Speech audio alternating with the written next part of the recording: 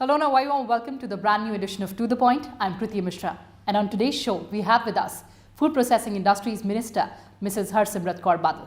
Ma'am, welcome to Rajya Sabha Television and thank you so much for talking to us. Thank you. It is perhaps for the first time that the government is organizing Organic Food Festival for the women entrepreneurs. How was the idea mooted? Well, ever since our government came into power in 2014, the Honorable Prime Minister set a target for the country that by 2022, we're going to work towards doubling farmers' income. So I think naturally all the ministries which were related to farmer and farmer produce set their own targets. For example, food processing industry, according to me, can play a catalytic and a pivotal role in doubling farmers' income.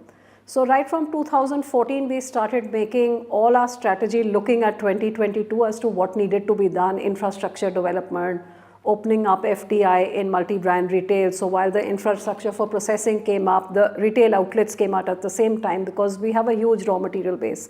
So 2014, when we had our World Food India, which was India showcasing itself internationally as to the opportunities in the food processing sector, I'm happy to say that before World Food India, our foreign direct investment in the food processing sector used to be about 515 million US dollars per year. But post World Food India 2017, we managed to practically double it to 917. So that told me that the potential that we had. And as I traveled around promoting World Food India, I realized that the entire world was moving towards wellness and organic food, realizing the importance of food in our daily diet, not just for our well-being and for our health, but even for our mental peace and happiness. So I realized the fact that India is a huge resource of organic food because Sikkim is our first organic state. We have many hilly, tribal areas, which are all naturally organic. So why not have a platform where we can showcase this to the world? And that's how the idea came about between WCD, Women and Child Development Ministries, Kriti ji and me decided to get together because she wanted to promote women entrepreneurs and I wanted to promote food processing, and women and food go together because in every house they take care of the nutritional needs of the family, which is why we signed a joint MOU, and that's how the first organic festival came about. And I'm happy to say that the response in just 1.5 months, where we've got about 185 participants from all across India, all women entrepreneurs, many self-help groups, cooperatives, all participating here. But what's very exciting is that today at the inauguration, we had ambassadors from almost 7-8 countries who were there for the inaugural itself. And I've just come back from Gulf Food in Dubai, and all the top retail chains which supply to the entire Middle East and to the African region, they're all sending their representatives here tomorrow to do B2B business with these women entrepreneurs who come from different parts of the country. So look at the opportunity. And they're doing such amazing innovations. I mean, have you heard of a sugarcane ice cream? I had never heard of that. A millet ice cream, which of course our IIFPT in Thanjavur, even in World Food India, they've promoted it and they've made it. But sugarcane ice cream was a new thing. So many innovative products. And I'm happy to say that they've done brisk business today. But I hope that from tomorrow onwards till day after, a huge number of tie-ups happen where an avenue of new opportunities for these women. And my gut tells me that this is just the beginning of a huge start because as of today, organic sector is growing at maybe 17%. But I think it has the potential to grow at 70% a year. And this is the first one we've had. I wanted to have one almost every month, but let's see in the first year how many we can ground. But rest assured by next year, it's not only going to be domestic, it's going to have international participation as well. And this is a sector which is going to turn out to be a gold mine, not just for a fit and a healthy India, but also as far as exports of food from India. I think it's going to pick up a huge chunk in the market. Absolutely, ma'am. Organizing an organic food festival for women entrepreneurs, that's a welcome step. But how do you plan to empower women entrepreneurs further in the food processing space? So this platform is in one way for retailers to come in contact with growers, for consumers to come and pick up new products. But for all the participants, there are going to be many sessions which is to educate them in food safety, standard quality, in the various new techniques of technology for packaging, on the various grants and subsidies which the government is giving to enhance them and promote. Agriculture Ministry, FSSAI, we've partnered with a whole lot of people. And so when they go back after these 3 days, it's not that they'll have earned money, but they would have gone back enriched with knowledge, with a backup plan of how they can expand and how they can grow further and how they can increase their income further. And what would be the impact of such festivals in rural entrepreneurs? So all of them are from rural areas because food is all grown in rural areas, not grown in the cities really. And so most of the processing which is done at the farm gate level. So these are all rural entrepreneurs. Lots of, I think there are about 70 women self-help groups which have come. From Gujarat, we've got 2 women cooperatives which have also come. So these are all, this is basically empowering and impacting the rural woman. And of course, you mentioned about innovation, sugarcane ice cream, millet ice cream. How do we further innovation in such spaces? Well, I didn't get much of a chance to really visit every stall and look at what they're all doing, but each one of them have done their own innovations, whether it's bringing in a fortified version of organic or a healthy version or giving it a certain twist. So there were a lot of innovations from what I was saying, and it's amazing to see what all women are doing. So I think they have a huge potential. I think the first time round, not so many women got to know, it's just the ones that we could reach out to. But I think as women get to know that there is a platform where they can go and showcase. So I hope that the next one, I just gone down to Bangalore, I had a program with Sri Ravi Shankar, and he said that they were doing so much with organic as well. So maybe the next one we have in Bangalore, we tie up with him and we do it even bigger. Another one in the northeast. So we're going to go to every state and have all these women going to various parts of the country. So look at the opportunity that it shows of learning new things, what others are doing and how they are doing it, as well as showing what you yourself can do. Absolutely, ma'am. Point well taken. Let's talk about other major areas of your ministry. Of course, your ministry has a very important scheme, which is Pradhan Mantri Kisan Sampada Yojana, with a total outlay of 6,000 crore rupees. But how do we further minimize the wastage of perishable items? So I think having infrastructure for preservation and processing is very important. The reason why we have such high wastage is that globally there is almost a 30% of wastage. The difference is that in the Western country that wastage is on the plate, and in our country it's more at harvest, transportation and then storage. Now those are technologies that the Western countries have managed to upgrade to such an extent that they have no wastage at storage and transportation. It's all on the plate, and here there's not enough on the plate because despite being one of the largest producers of food, we don't have the infrastructure for preservation, for transportation and for storage, which is why this 6,000 crores is primarily my focus has been in giving it for perishables, fruits, vegetables, marine, milk, all the kind of things which spoil very fast and which impact a consumer's budget every month when the prices of onions rise or tomato. In fact, for tomato, onion and potato, we have a special scheme, Operation Greens, which is only to bring down the wastages of these three to control price stabilization. So number one is to create the infrastructure for the processing and the preservation. The logic being that the farmer does not have the holding capacity. The moment the crop comes in, he has to harvest it, and the moment he harvests it, he has to sell it. He's got nowhere where he can hold it. If he keeps it, it starts rotting, his money goes. So often, by the time he goes to the mandi, he is forced to sell at a rate of whatever he is getting because he can't afford the transportation back or to go back and then keep it where. So the idea is to create farm gate infrastructure at the rural level so that if he's not getting a good price today and tomorrow, he should be able to hold it for 2 weeks or 2 months until he gets a better price when the glut comes down and the demand goes higher. So which is why the 6,000 crores over the last 5 years, I'm happy to say that where infrastructure creation is concerned, we have increased that by almost 1,000% of what it was being done in the years before 2014. In fact, there's a study which was done by CIFET. In 2010 it was sanctioned, and I did a restudy, and by the wholesale prices of 2014 we found that there was a wastage of almost 1 lakh crores which was happening in 2014 in perishables. And over last 5 years I have created infrastructure for the processing of agro produce worth 1 lakh crores. So can you imagine with agro produce of 1 lakh crores getting processed, obviously the wastage will have come down because there's a lot more opportunity. There's a mega food park where a farmer can go and sell to if he doesn't get at a good price at the mandi. There's a cold chain which is picking up from him.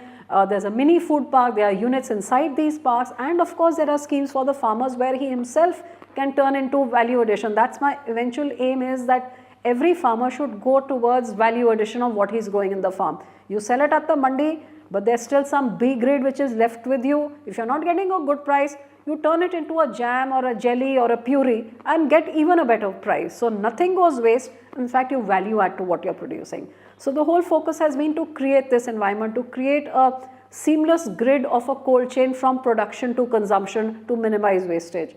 So that's what this ministry has worked at over the last 5 years, and I'm happy to say that in all our schemes we have had our percentage of what we have created has gone up by 500 and 700%. A simple thing, if you look at a mega food park, for 6 years the previous government sanctioned 42 but could only operationalize 2.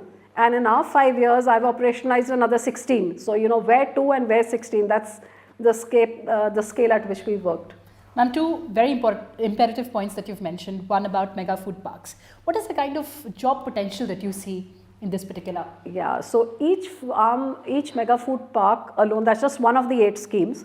Each food park can have about 30-40 units which when it's fully operationalized, and will potentially generate at least 5 to 10,000 jobs in one park and impact 12.5 lakh farmers each park. So in the Kisan Sampada Yojana, where we've got 6,000 crores, I think overall if we look at it, which is going to leverage another 31,000 crores worth of investment, create 3.34 million metric tons of agro processing capacity, as well as impact at least 12.5 lakh farmers and create 5 to 8 lakh jobs as well.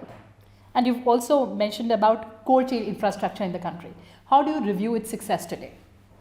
Well, I'm happy to say that when I took over, this ministry had only made 37 cold chains, and we have completed 197 of them. And we have sanctioned another about 150 which are ongoing. And as soon as the new budget comes in, we hope to double these figures. And of course, the budget talked about Krishi Rail and Krishi Udan as well. Yeah, that's something which I started promoting, I think 3 years ago. I'm glad that the present rail minister has seen the light, how much it can impact farmers. Basically, this idea came around when I went to the Northeast. And our Northeast is just a hub of exotic and fruits and vegetables which are not available anywhere else. In fact, what we import from abroad, you know, and even the ones which are available, be it the plums and the peaches and the pineapples, they're of world-class quality, but they're very small land holdings. And secondly, there's no connectivity to get them out of Northeast to the consuming states, which is why I had suggested, I'd written a letter to the rail minister, I think maybe 3-4 years ago, saying that if along with our passenger train, we could just attach one refrigerated bogie, so that while the passenger trains are going, let these farmers have an opportunity to send their produce to, you know, to a Bangalore, to a Delhi, to a Mumbai. And when our review meetings came up again, I again raised it, and I'm glad that it got picked up by the rail minister, and it was announced in the budget as well. And the same thing I had asked for a special flight for our produce to be taken to, you know, there's a Tajikistan and Kazakhstan, all these areas which import a huge amount of food to eat for their food security, like UAE, the Gulf countries, 90% of their food is imported. Japan, 40% of their food is imported. And India is so strategically placed that we're just 3 hours away from UAE, and we're just 5-7 hours away from Japan. So look at the connectivity that we can offer compared to food coming from the US or from a European country. So ma'am, when do we see these important schemes rolling out? So these were just announced in the budget last month, and I think the refrigerated bogies being attached to the train is already underway. And for the special flights which have to be started, I guess special flights have to be sanctioned, and the aviation minister will be working on those. Point well taken, ma'am. Talking about the agro processing industries, one of the basic concerns is that of credit. They are always credit stuffed. Any specific roadmap for it? Well, when we took over in 2014 itself, this was one of the first things which I flagged with the Honorable Prime Minister. For the very same reason that you said, that the banks do not give credit to the food processing industry because they find it risky, number one. And number two, being seasonal, they feel that this is not a good business. For example, that if you're into a mango, it only comes at one season and you have to store it and work your unit the entire year on that. So the overhead costs are so high. And secondly, one bad rain, bad monsoon, or a overly good monsoon, the crop is gone. So yes, it is risky, which is why that banks do not like lending to this. So I must thank the Honorable Prime Minister who took up all our ideas. First of all, I think in 2015, the Honorable Prime Minister gave us a corpus of 2,000 crores in NABARD to lend at a cheaper rate to the food processing industry. So we had 2,000 crores corpus of that. Then I think in 2015, I again requested him to tell the banks to put food processing into the priority sector lending, which he did. And then I think in 2017, I went to him that now our infrastructure is up, now we're getting the credit, now I need the market. So please allow 100% FDI and multi-brand retail of food produced and manufactured in India, which is also what he allowed. So this is one sector which is growing at 3 times the rate of what agriculture is growing, at what manufacturing is growing. So it's a sunrise sector which has a huge amount of potential. And like I said that out of the $800 billion retail sector, almost 70% is food retail, and this is set to treble in just another 2-3 years. In fact, the expenditure on food per household is going to double in the next 5 years. So it's a graph which is just going up, and India needs to be ready. We can't be lesser than those little countries like Malaysia and Thailand, which process 80% of their food. We're the largest producer of milk in the world. We're the second largest producers of fruit, vegetables, cereal, marine, and we only process 10% of what we produce. So look at the potential that we have, and which is why the focus, because this is not just the highest generator of employment. You don't have to be educated, you don't need a degree to work in one of my parks or my cold chains to do washing, cleaning, sorting, grading. And I'm happy to say that all our 800 units which are underway and which are complete, I find a huge amount of women being employed in these. So rural jobs, which people going to the cities looking for jobs, it puts a stop to that, because it creates employment at the rural doorstep where all the raw material is collected. It's an industry whose raw material is the farmer's crop. So automatically a lot of these industries are tying up with the farmers to give them the latest technologies, seeds, know-how, and then buying back in good prices, because they need the farmer's crop to run the industry. So impacts the farmer in doubling farmers' income very positively, creates rural employment, as well as generates a lot of revenue for the states and the center. And of course, you talked about relaxing FDI norms. Now the figures say that in the first half of the current fiscal, almost $400 million were attracted in this space. But how do you further plan to enhance the FDI inflows? I think we have to keep promoting. I'm happy to say that with all the steps the Honorable Prime Minister has taken, as you know, in the last 3 years, we have received the highest foreign direct investment in India in the history of India. Our foreign reserves are at the highest that they ever have been. So in every way, the world is looking at India and investing in India because of the governance being provided under the leadership of the Prime Minister. In the food processing sector, I felt that World Food India 2017 was a host of opportunities. Unfortunately, we had an election in 19 because we were going to have it every alternate year. And at 19, you couldn't plan it because everybody was busy with elections and all. So hopefully by next year, when we do have the next World Food India, the attention globally people are giving to India is amazing. And I feel that anybody in the world who wants to expand their footprints cannot afford to ignore India. Despite the fact that our global market is, globally we are in high demand, but domestically we have a huge potential within our own country. There are 1.3 billion people, a rising middle class, looking for ready to eat food because it's becoming difficult to sit and prepare everything. So the opportunities within our country are also very high. So my idea is to promote India and to promote domestic demand as well as enhance our own capability as a sourcing hub as well, to provide food to many food importing nations, because I truly believe that India has the potential to become the food factory of the world. I say that because in all the Western countries, they've achieved their maximum yield, with technology, they have reached where they have. And I doubt in the next coming decade where our population of the global population is going to be a couple of billion more, almost 9 billion more people. It's not the Western countries who've already achieved their maximum potential who's going to be able to provide their food, but it's countries like India where we are yet to achieve our full potential. You know, in the Western countries, they are told by satellite what time to sow the seed, how many millimeters of water, how far the seed should be. You know, so everything is taught to them, and here we are still in like the guy and the bell and the hull and the tractor Raj. So vertical farming, scientific farming, we have a lot of long way to go to produce even better yields from our fields, and so India does hold the future key to being the world food factory. But of course the key remains on how we create that awareness.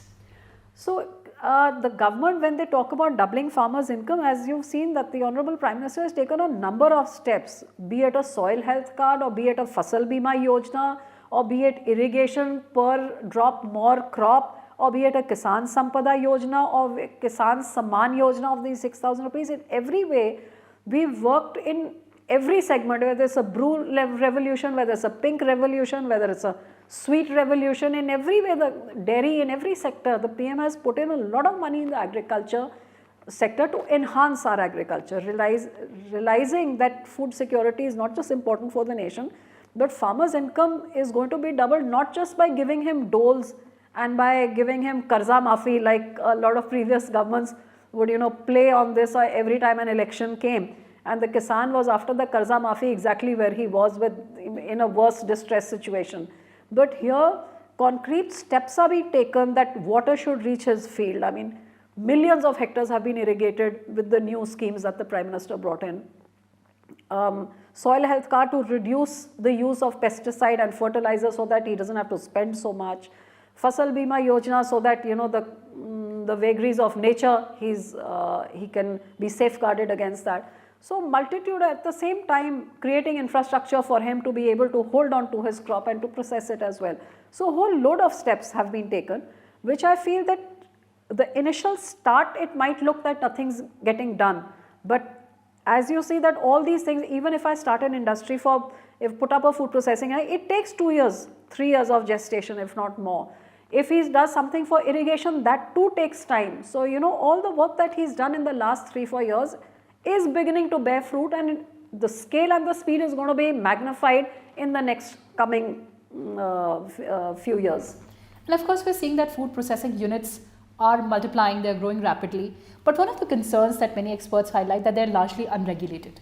How would you ensure that they comply with the safety standards? Well, that's true that I would say that a huge amount, practically 70-80% of the food processing sector is in the unorganized sector, which is why my ministry is now working towards coming up with a new scheme, which is to bring this unorganized sector into the organized sector by offering them a grant to upscale and expand and come into the formal sector. You know, for example, if someone is making papad, vadi, chutney, achar and all at home, so they will get a grant of up to 10 lakh of rupees where they can set up a hygienic room, where they can get a professional machine to do what they are doing by hand, where they can get a packaging machine, a labeling machine.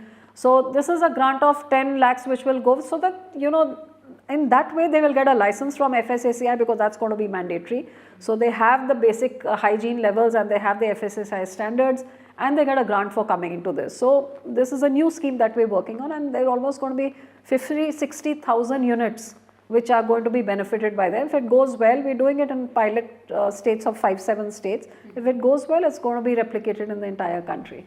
And export potential in the next 5 years according to you in this space?